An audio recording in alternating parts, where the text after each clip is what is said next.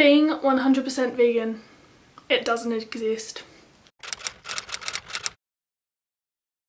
Hi guys, welcome back to my channel. I first of all just want to apologise if you're seeing a very orange tone screen right now. Hopefully I'm able to colour correct it, but it is currently, what's the time? 5 to 9 at night, and so I'm sitting in my room filming for you because something just happened today, or a couple things, and I just wanted to talk to you guys about it because it's bothering me a lot. So this issue first really stood out to me today, even though I've noticed it happening, it just hasn't really clicked to me and I haven't really seen it as an issue until today. And that is this whole thing of veganism having a line, and anything below is just not worth it, and you're not vegan, it doesn't count, it only matters if you're at this point, or either that, or if you're at the point where you are eating no animal products and no longer purchasing them. But I feel like this, like the highest level, is where you don't own anything that's not vegan and you are just 100% vegan, and to me it just does not exist. Like there's no way that you can 100% not have any sort of animal products. Like it's, I'm not gonna, maybe it's not impossible, but you would have to like live off the grid and walk everywhere, and just, it's not a feasible thing in my mind. So this kind of started today when my friend tagged me in an Instagram post. She always tags me in like vegan related things that she sees, either to like get me excited about things or to get my opinion because she's genuinely curious. Like she eats meat and everything, which I will let other people make their choices. I'm never going to push my opinions on others because then they're never going to want to do anything. I just think lead by example, and if they want to make the change then they will. There is no point in pushing it because it's just never, there's no point, and they'll never get to that point if they have this idea of being a pushy vegan and everything. So I will put the post on Instagram that my friend tagged me in on the screen at the moment, but it's this woman from Real Housewives of Melbourne, and basically she wanted to set the record straight because she'd made comments about wanting to be vegan and she would love that if she was vegan, but she's not, and people got the wrong idea. So pretty much what happened was people have been seeing her eating animal products and everything, and she's had a whole lot of backlash. And basically in the post, you guys will see it, but she's just talking about how the life that she lives, it's very difficult for her. And at first when I read that I was like, I mean, if it means that much to you, you'll make it work. But I understand that some people like haven't quite made that full connection, and I still think that her saying that she wants to eliminate as much as possible, she actually also says in the post she's vegan kind of 80% of the time, and I think that that's amazing. Like 80% of the time is better than nothing. Like imagine what a difference that is making compared to eating meat with every meal, dairy with every meal. Like it really, I truly believe that that 80% of the time is making a difference, and it's better than doing nothing. And that's why I hate that like veganism is being put up to this standard, because it just doesn't exist. Like it just really frustrates me. And even like as a vegan, I'm like, sure, I don't eat any animal products at all. I may have a few slip-ups here and there, like if I go to a restaurant and I order hot chips, I'm not really going to dig the waiter about what oil is it cooked in, because 99% of the time it's vegetable oil, so I'm not gonna cause a drama over something that doesn't need it when I can be fairly confident that what I am consuming is vegan. So yeah, that whole thing got me kind of thinking, but I was still kind of in that whole mindset of she's kind of making excuses and everything.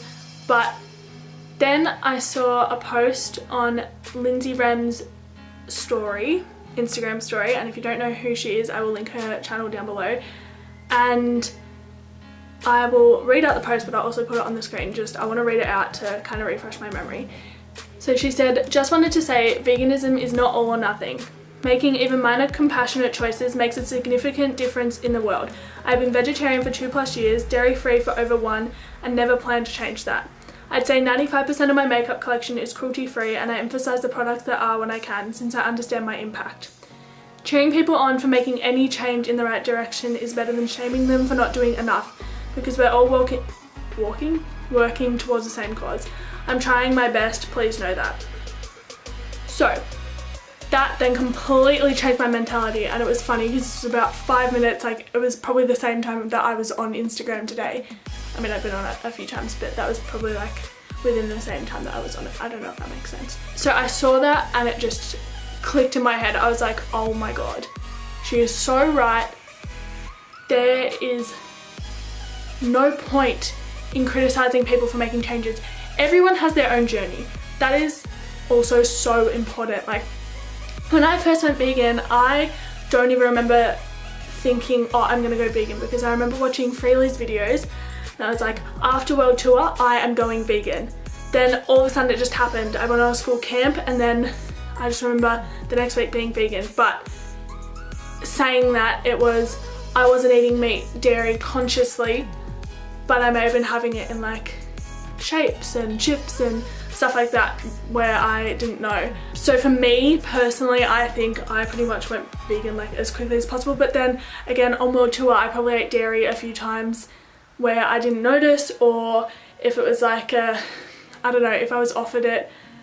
And it's really hard in some circumstances, like you can be offered something and people think it's vegan and it's rude to say no. Like there's just some circumstances where that is the case, and you have to try your best to avoid it, but you also have to remember that the damage is done, and sometimes courtesy, just honestly, I truly believe it is up to the individual. And like I said, everyone's journey is different. Some people may be vegetarian for years and then all of a sudden make the connection with like the egg and dairy industry. No two people are gonna have the exact same journey unless maybe like you're sisters and you go through it all together, yada yada. But that is like my main point, is every little bit counts. Think about, I don't even know what I'm trying to say anymore. This is probably the most I've ever spoken in a video and the most passionate I've ever been, but I'm glad. Let's look at my notebook and I'll just collect my thoughts for a second. Okay, so even I have the mentality of like being this perfect vegan, watching all these vegan YouTubers, like, and I kind of forget that they show the highlights of their life. Wait, did I say about vegan YouTubers, or did I just say that in my head? I don't know. Vegan YouTubers, and yeah, I have like this idealistic thing that is like here, and I'm like, I need to get here and then I will be happy and then I will be this amazing vegan. But it's like all of social media, what you see isn't necessarily like, isn't everything, so it's not true. Well, it's true, but it's not realistic. So to me personally, like YouTubers are obviously gonna show everything that's vegan. Vegan YouTubers are gonna show their amazing vegan highlights to promote veganism, because why wouldn't you? Like, if you want to encourage people to do something, you have to like lead by example and show them the amazing benefits of whatever it is you're promoting, advertising, whether it's veganism or I don't know what else, like even makeup and stuff. So yeah, basically I've always had this mentality of I'm gonna eat healthily Monday through Friday and even Saturday and Sunday, but maybe have like a treat dinner on Saturday and Sunday and yada yada yada. And I'm gonna be honest, I had a baked bean jaffle tonight. Like I eat healthily, but it's not like as consistent as I would maybe like it to be. And same with like replacing non-vegan stuff. I have it in my head of like, I need to get rid of all my non-vegan stuff and like replace it all really soon, because then I will be at peace and happy. But I just need to remind myself that as long as what I purchase now is vegan, then that's all that's important. And yeah, sure, I have some things that are not vegan that will probably take me a while to go through, or a while before I decide to get rid of.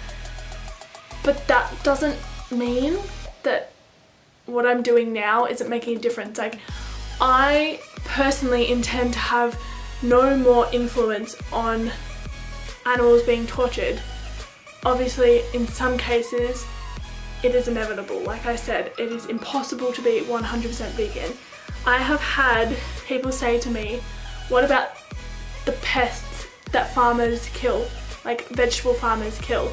I have literally had someone say that to me and I had no words to respond to them because it is true. But to me, as unfortunate as that is, and as much as I wish that that didn't happen, that is one inevitable thing. That doesn't mean that I then have to go and eat meat because those rats are being killed. I may as well just go and eat the cow. Like, no, that actually made me really annoyed when I said that. That was the first time I'd had that argument thrown at me, and I was like, I had no clue what to say, and just, I'm getting really like passionate and angry. I think basically what I want to, okay, time to sum things up a bit because I am running out of breath, getting a bit aggro, and I think I said everything I wanted to say. So my main point of this video was to explain that no one should be putting hate towards people because of their choices and their own journey. Everyone has their own journey, and no, like I said, no two people are going to be the same, and every little bit counts. That is all, and I will see you guys in my next video. Bye.